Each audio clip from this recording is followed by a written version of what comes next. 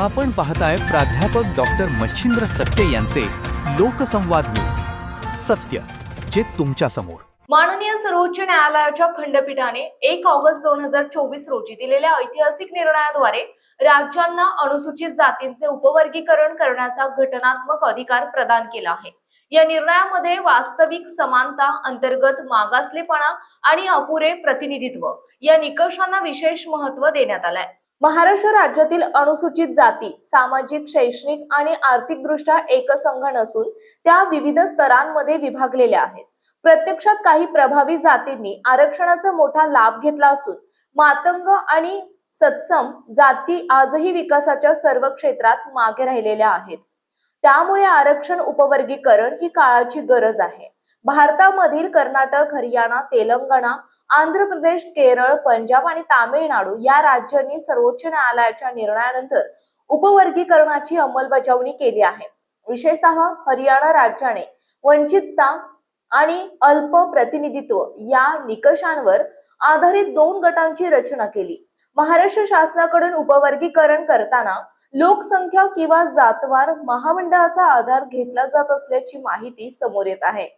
तथापि असा आधार सर्वोच्च न्यायालयाच्या निकषांशी विसंगत असून तो घटनात्मक तत्वांना धरूनही नाही.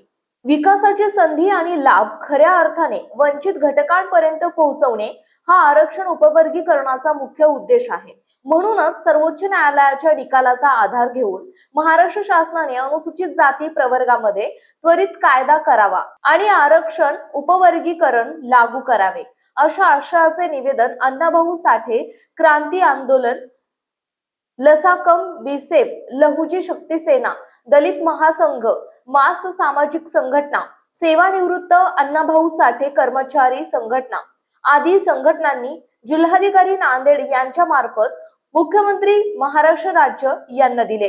यावेळी अण्णाभाऊ साठे क्रांती आंदोलनाचे संस्थापक अध्यक्ष सतीश कावडे, प्राध्यापक डॉक्टर शंकर गड्डमवार, प्राध्यापक जी.एन. सूर्यवंशी, रवींद्र भालेराव, भीमराव बेलके, सूर्यकांत तादलापूरकर, परमेश्वर बंडेवार, शिवाजीराव नुरुंदे, नागेशभाऊ तादलापूरकर, नागोराव अंबटवार, संतोषभाऊ सूर्यवंशी, S.M. गारे, दलित मित्र रामराव सूर्यवंशी, लालबाजी घाटे, डॉक्टर नागनाथ मणुरे, व्ही.बी. गाडेकर, गोपाळ वाघमारे, शंकरराव माळगे, मल्हारराव तोटरे, प्राध्यापक संजय मांजरमकर, यादवराव वाघमारे, मरशिवनीकर, मारुती वाघमारे, दशरथ गायकवाड, यनवळसर, U.M. भिसे, R.K. वाघमारे, तेलंग गोपाळ इंगळे, उत्तमदादा गायकवाड, दत्ता काळे आदींसह असंख्य सामाजिक चळवळीतील कार्यकर्ते नेते उपस्थित होते.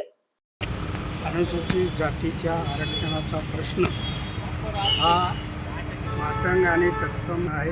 वर्षापासून संघर्ष करून त्यावर पोहोचलेला आहे आणि निर्णायक समिती नेमलेली होती. जसं काय आणि कॅबिनेटमध्ये त्यावर चर्चा झाली.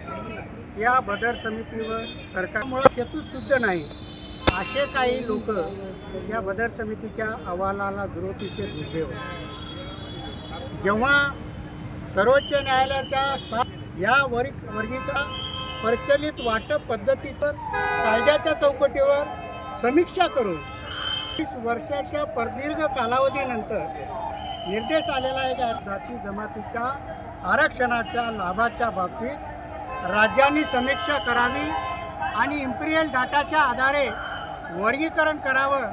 ज्या अशा न्यायोचित किंवा न्यायवंचित अशा आरक्षणवंचित घटकांना प्रगत जातीच्या बरोबर येण्यासाठी विशेष संधी उपलब्ध करून द्यावी अशा प्रकारचा ऐतिहासिक निर्वाळा त्याने दिलेला आहे आणि सरकारने आता विषय पोहोचलेला आहे. घेता मजा वाटा तू सरकारचे